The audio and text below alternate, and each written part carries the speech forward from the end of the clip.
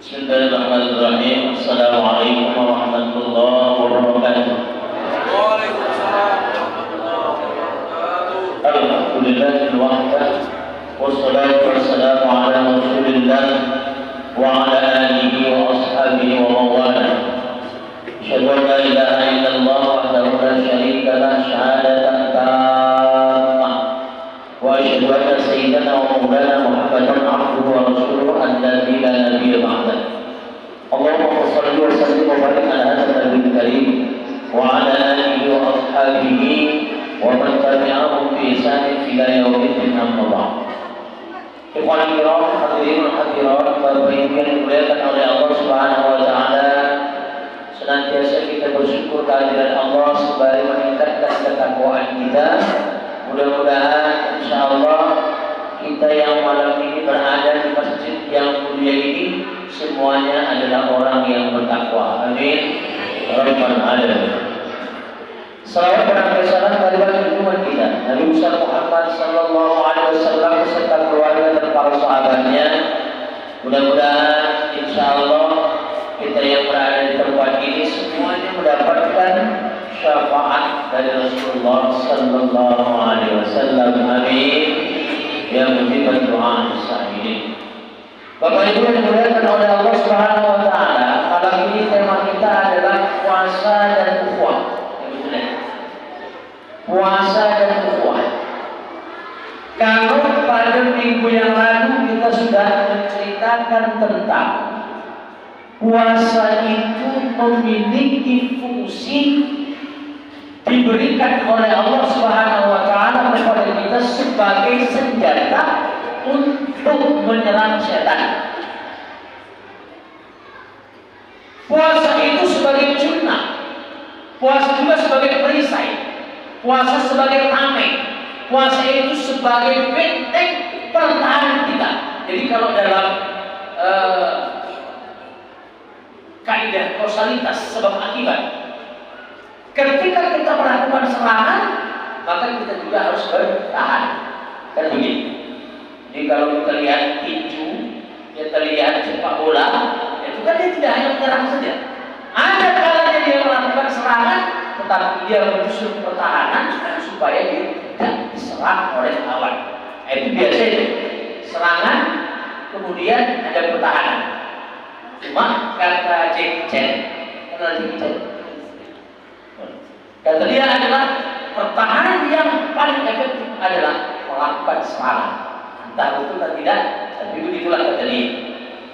Jadi pertahanan yang kita diberikan oleh Allah melalui puasa, serangan yang Allah memberikan kepada kita agar kita dapat melakukannya dengan puasa itu tidak lain dan tidak bukan adalah musuh yang selama ini mempengaruhi akal pikiran kita.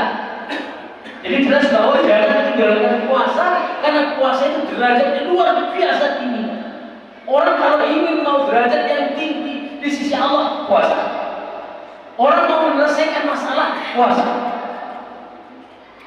Rasulullah SAW menyatakan dalam sebuah hadis qudsi, Allah menyebutkan wa ana ajzai, aku yang akan membalas orang yang berpuasa itu. Sehingga Rasul menyatakan lis-shaimi farhatan, orang yang berpuasa itu punya dua kebahagiaan. Apa kebahagiaan yang pertama? Farhatun 'inda iftitorihi, ketika dia berbuka atau akan berbuka, maka dia bahagia. Bahagia kan ketika kita berbuka? Oh bahagia. Apalagi makannya macam-macam, dengan cendol. Itu makan berapa macam? Cendol, ada kolak dingin, ada teh manis dingin. Rasanya kalau sebelum buka aja dan habis. Begitu buka aduh sedikit aja kita makan. Begitulah kenikmatan dunia ini. Keinginannya lebih, tapi ternyata kekuatannya berkurang. Dibahagia, kenapa kita bahagia? Karena memang pada saat itu kita lapar, pada saat itu kita haus, kita membutuhkan makanan. Pada saat yang tepat makanan itu ada, minuman itu juga ada. Itu bahagia. Jadi orang yang punya harta banyak itu belum tentu bahagia. Kenapa? bisa jadi dia bingung meletakkan uangnya di mana. Dia bingung, kita enggak.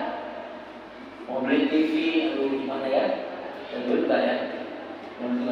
Tiba-tiba tetangga sebelah tuh, Waalaikumsalam, saya ada 2, 1.000 lah. Bahagia enggak? Bahagia. Ada yang begitu? Belum tentu. Tapi ketika kita membutuhkan sesuatu, di saat sesuatu itu ada, itulah kebahagiaan.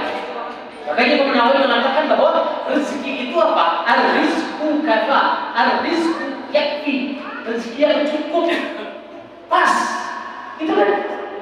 Jadi kalau dulu kami masih muda-muda itu, kamu cari calon istri yang mana? Gitu kan. Oh, yang aku yang asal-asalan aja nyarinya. Asal-asalan gimana? Asal kaya, asal cantik, asal solehah.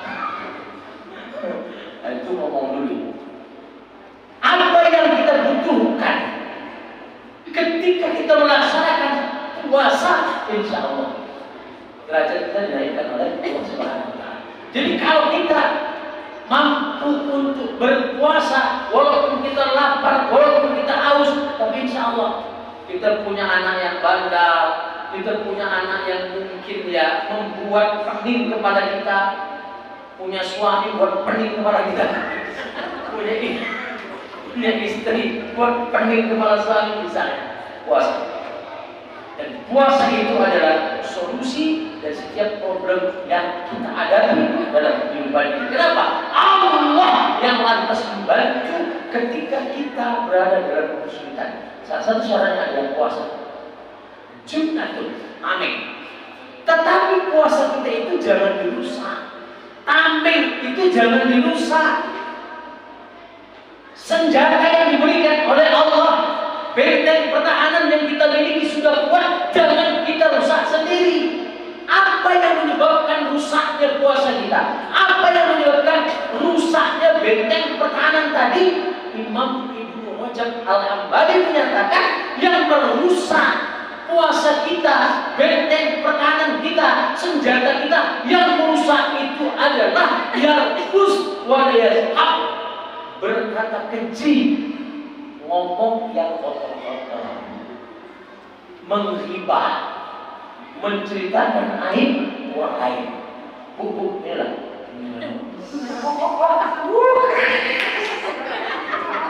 Wah, kalau udah ceritakan aib orang lain, Masya Allah, semangat saya gitu.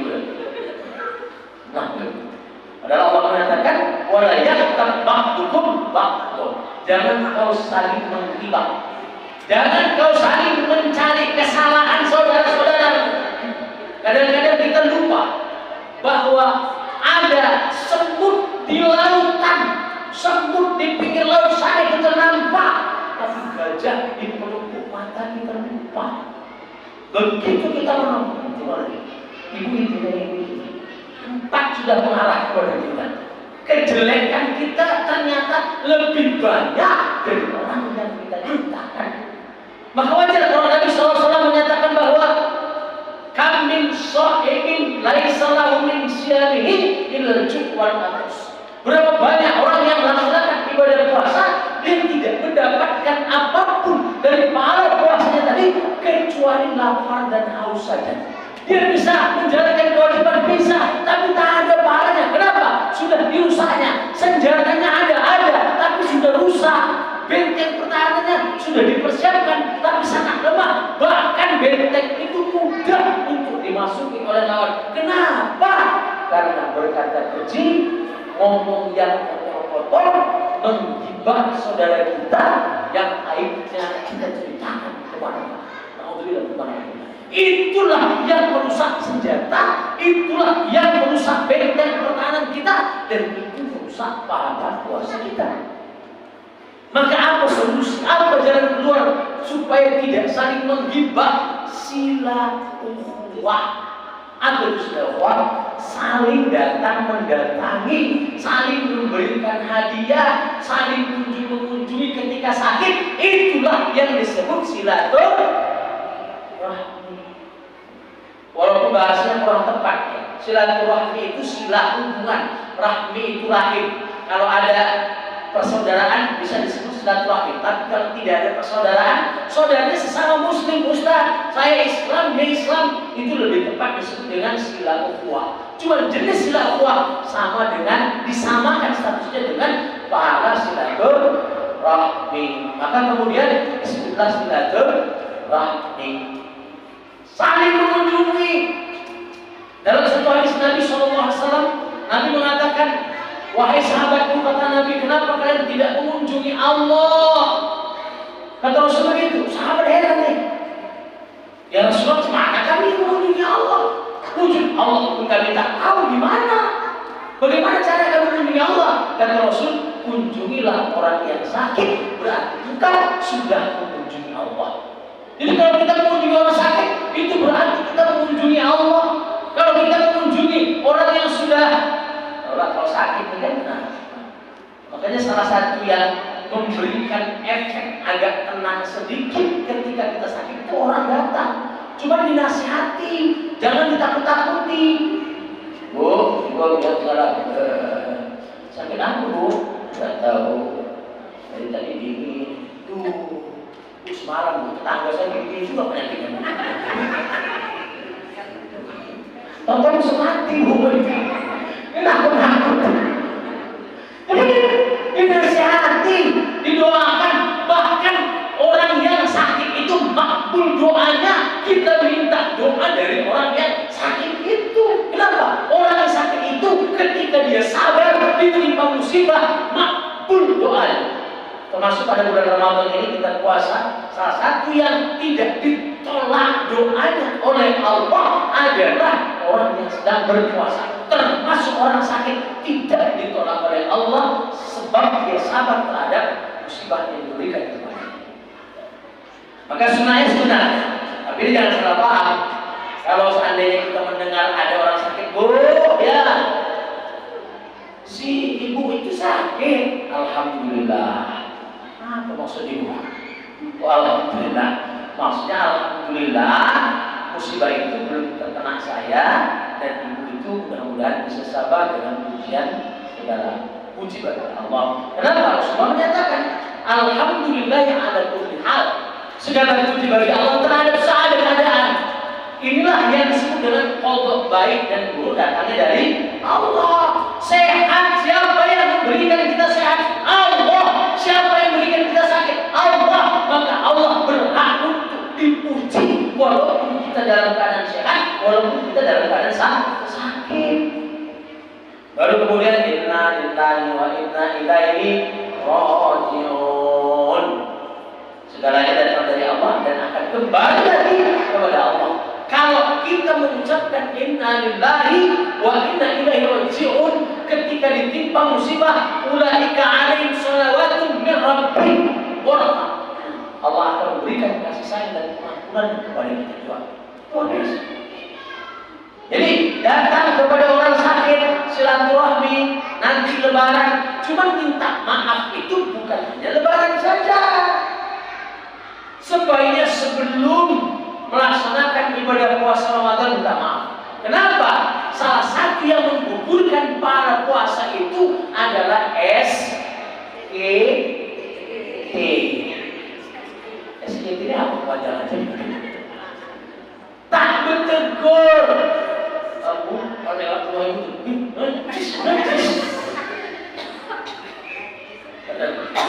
Jangan buka yang hidungnya besar sebelah. Kita yang membuat pahala puasa kita itu hilang. Kita yang membuat pahala puasa itu menjadi tidak ada sama sekali. Disebabkan perbuatan kita melakukan yarkus, yarham, dan kita melakukan ritab atau melakukan riba. Itu yang sangat dilarang. Makanya kan kalau kita bicara berkaitan dengan puasa dalam tingkatan yang menurut Imam Ghazali kan tiga.